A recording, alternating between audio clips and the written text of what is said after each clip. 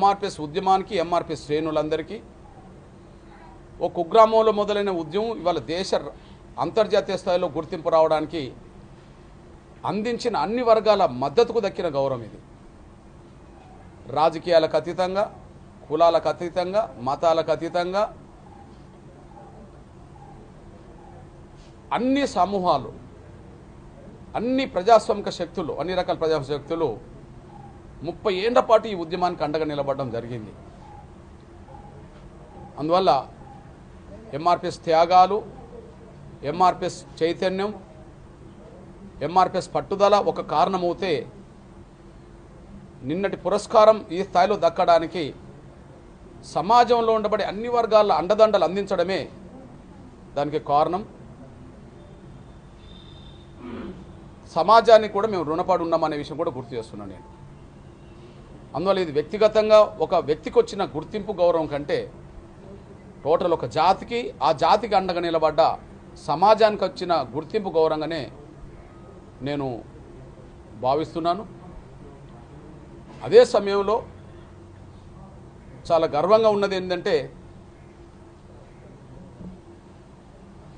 2024లో August 1న supreme court గౌరవ ఆనాటి chief justice Chandrachud గారి ఆధ్వర్యంలో ఎస్సీ వర్గీకరణకు అనుకూలంగా తీర్పు రావడం జరిగింది. 94లో ఉద్యమం మొదలు పెడితే 2024లో సుప్రీంకోర్టు అత్యున్నత న్యాయస్థానం దాన్ని ధృవీకరించింది, న్యాయమని చెప్పి అంగీకరించింది. 30 ఏళ్ళు. కానీ ఈ సంవత్సరం 2025లో 2 విషయాల్లో గొప్పతనం ఉంది. సుప్రీంకోర్టు తీర్పును అమలు చేసిన సంవత్సరంగా 2025 అటు తెలంగాణలోనూ అటు ఆంధ్రప్రదేశ్లోనూ ఎస్సీ వర్గీకరణ అమలు చేసే చరిత్ర కూడా 2025లో ఉన్నాయి. అంటే 30 ఏళ్ళు ఏ లక్ష్యం కోసం అయితే పోరాటం చేశామో ఆ 30 ఏళ్లలో వర్గీకరణ కోసం జరిగిన పోరాటంలో ఎన్ని త్యాగాలు అవుతున్నాయో ఆ త్యాగాల ఫలాలు కూడా 2025 నుంచి మళ్ళీ అందుబాటులోకి వచ్చినాయి. అదే సమయంలో లక్ష్యం నెరవేరడంతో పాటు లక్ష్యం కోసం నిజాయితీగా కష్టపడితే, లక్ష్య సాధన కోసం నిజాయితీగా పోరాటం చేస్తే ఖచ్చితంగా సమాజం అండదండలు ఉంటాయనడానికి సాక్ష్యమే ఈ పురస్కారం. ఇది కూడా 2025లోనే దక్కింది. అంటే ఏ లక్ష్యం కోసమైతే పోరాటం చేసామో లక్ష్యం నెరవేరిన సమయం ఈ సంవత్సరమే. లక్ష్యం కోసం కష్టపడితే గుర్తింపు గౌరవం దక్కుతుంది అనడానికి సాక్ష్యమే ఈ సంవత్సరమే గౌరవ కేంద్ర ప్రభుత్వం గౌరవ నరేంద్ర మోడీ గారి ఆశీస్సులతో ఎస్సీ వర్గీకరణను పూర్తి చేయడానికి కారణమైంది. గౌరవ ప్రధానమంత్రి నరేంద్ర మోడీ గారి ఆశీస్సులతోటే ఇవాళ ఈ స్థాయిలో గుర్తింపు గౌరవం రావడానికి దారితీసింది. నేను కేంద్ర ప్రభుత్వానికి, ముఖ్యంగా గౌరవ ప్రధానమంత్రి నరేంద్ర మోడీ గారికి, చొరవ తీసుకున్న కిషన్ రెడ్డి అన్నకి, అంతకుముందు చొరవ తీసుకున్న మా పెద్దలు వెంకయ్య నాయుడు గారికి, వర్గీకరణకు ముందు కళా సాకారం చేసిన గౌరవ చంద్రబాబు నాయుడు గారికి ఒక మాటలు చెప్పాలంటే వర్గీకరణ లక్ష్యానికి చేయూతనిచ్చిన ప్రతి ఒక్కరి కూడా నేను ధన్యవాదాలు చెప్తున్నా. ఇకపోతే ఈ పురస్కారం అనేది మాకు ఒక గౌరవంగానే కాకుండా ఒక బాధ్యతగా మేము భావించుకుంటున్నాం. ఈ వచ్చిన గౌరవంతో పాటు దీని ద్వారా మరింత బాధ్యత పెరిగిందని మేము భావిస్తున్నాం. లక్ష్యం కోసం ఎట్లయితే కమిట్మెంట్గా 30 ఏళ్ళు కష్టపడడానికి ఏదైతే గుర్తింపు గౌరవం వచ్చిందో సొసైటీ అండదండలతోటే ఈ గుర్తింపు గౌరవం వచ్చింది. కాబట్టి సొసైటీకి రుణపడి ఉన్నాం. ఆ రుణం తీసుకునే విషయంలో మా బాధ్యతను మరింత ముందుకు తీసుకెళ్తామనే విషయం కూడా స్పష్టం చేస్తున్నాం. ఎంఆర్పిఎస్ లక్ష్యం వర్గీకరణ అయినప్పటికీ ఇవాళ పద్మశ్రీ అవార్డు రావడం వెనుక జరిగిన సమాజం కోసం జరిగిన పోరాటాలు కూడా ఉన్నాయని చెప్పి గౌరవ రాష్ట్రపతి ఆ విషయాన్ని ధృవీకరించింది. అందులో గుండె జబ్బుతో బాధపడుతున్న పిల్లల ఉద్యమాన్ని ధృవీకరించింది. అందుకు ఆరోగ్యశ్రీ పథకాన్ని చెప్పగలిగినారు. వికలాంగుల సమాజం కోసం చేసిన సేవలు, ఓల్డేజ్ మరియు విడో కోసం చేసిన సేవలు కూడా గుర్తించడం జరిగింది. ఈ విధంగా ఒక లక్ష్యం కోసం ఉద్యమం మొదలైన సమాజం కోసం కూడా పాటుపడ్డ చరిత్ర ఉన్నది.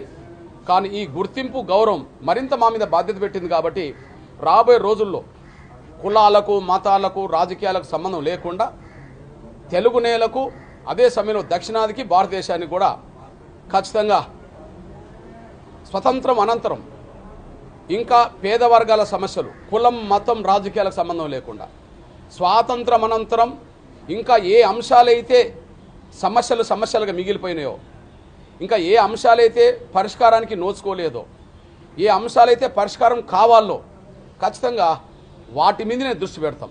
ఎందుకంటే ఇది మేము గౌరవంగానే కాదు, ఇది బాధ్యతగా స్వీకరిస్తున్నాం.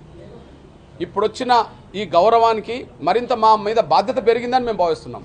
ఆ బాధ్యత నిన్నటి వరకు ప్రధానంగా తెలుగు రాష్ట్రాలకు ఎంఆర్పిఎస్ సేవలు అందించింది. తెలుగు రాష్ట్రాల్లో ఉండబడే అన్ని కులాలు మతాలకు సంబంధం లేకుండా పేదలందరికీ కొన్ని పథకాలు సాధించి పెట్టే ప్రయత్నం చేసింది. కానీ భవిష్యత్ ప్రయాణం మా భుజస్కంధాల మీద.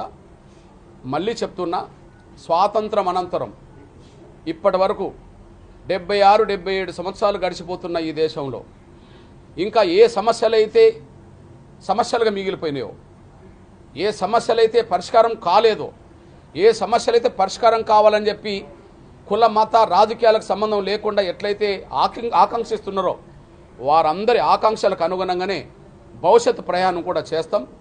ఆ ప్రయాణం చేసే ముందు ఖచ్చితంగా ఇప్పటి వరకు ఎంఆర్పిఎస్ ఉద్యమానికి చేయూతనిచ్చిన అండదండలు అందించిన మేధావర్గంతో చర్చిస్తాం. అదే సమయంలో మీడియా పెద్దలందరితో చర్చిస్తాం. ప్రజా సంఘాలు, కుల సంఘాలు అన్నిటితో చర్చిస్తాం.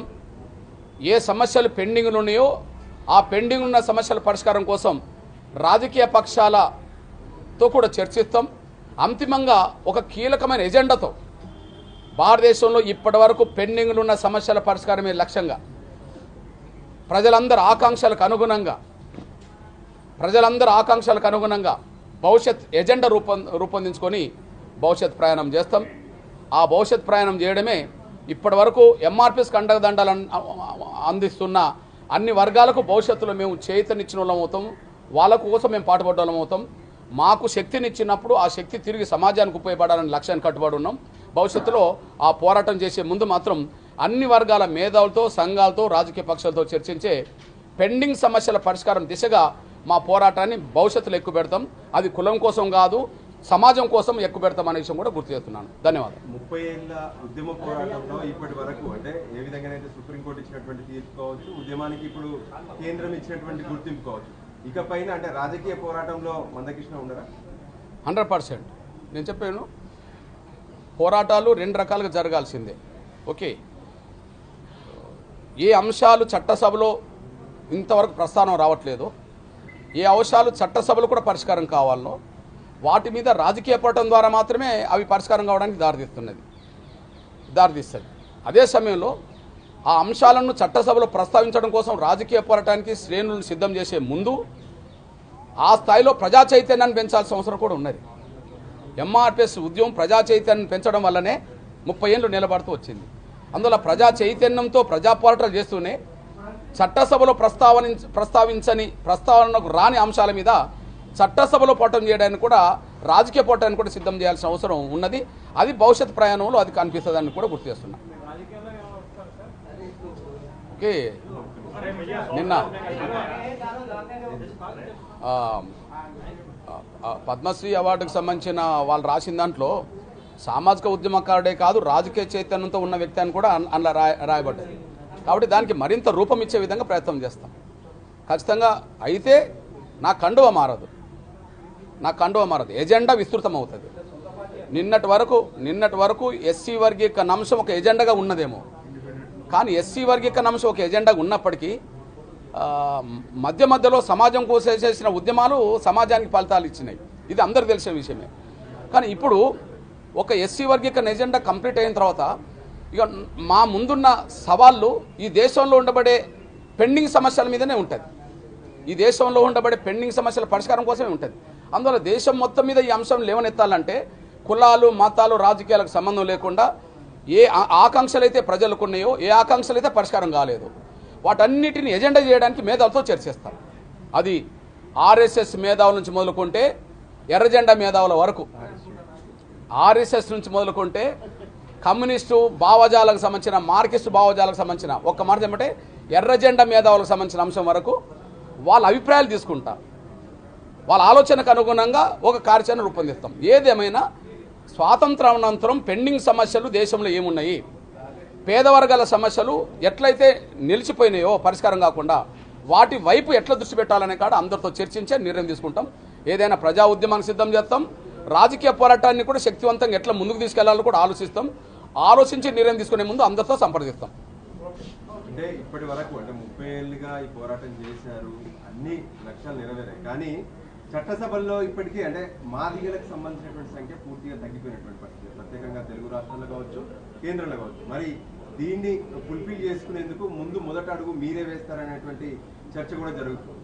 కానీ నేను చెప్పేది ఏంటంటే తెలుగు రాష్ట్రాల్లో అంతో ఎంతో ఇప్పుడు గౌరవ చంద్రబాబు నాయుడు గారు ఆంధ్రప్రదేశ్లో మాత్రం మా ప్రాతినిధ్యం అసెంబ్లీలో చాలా గణనీయంగా పెంచాడు. ఒక రకంగా చెప్తే 50-50కి తీసుకొచ్చాడు. తెలంగాణలో టికెట్ ఇచ్చే రైట్.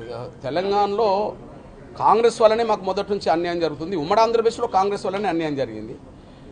ఇప్పుడు కూడా తెలంగాణలో కాంగ్రెస్ వల్లనే అన్యాయం జరిగింది. మీరు చూసి చెప్పారు ఈ మాట. తెలంగాణలో మీకు రాజకీయంగా అన్యాయం జరిగింది అని అనగలుగుతుండ్రు, కానీ ఆంధ్రప్రదేశ్లో అనలేకపోతుండ్రు కదా. అంతే చంద్రబాబు నాయుడు గారు మాకు ఆ స్థాయిలో ప్రాతినిధ్యం ఇచ్చాడు. ఇచ్చినప్పుడు మేము గుర్తు చేసుకోవాల్సిన అవసరం ఉన్నది, ఆయన గౌరవించుకోవాల్సిన అవసరం ఉన్నది. అదే సమయంలో ఇంకొక విషయాన్ని మర్చిపోతున్నాం. ఈరోజు గౌరవ కీర్తిశేషులు మనందరికీ ఒక గుర్తింపు, తెలుగు ప్రజలందరి గౌరవం తీసుకొచ్చిన ఎన్టీ రామారావు గారి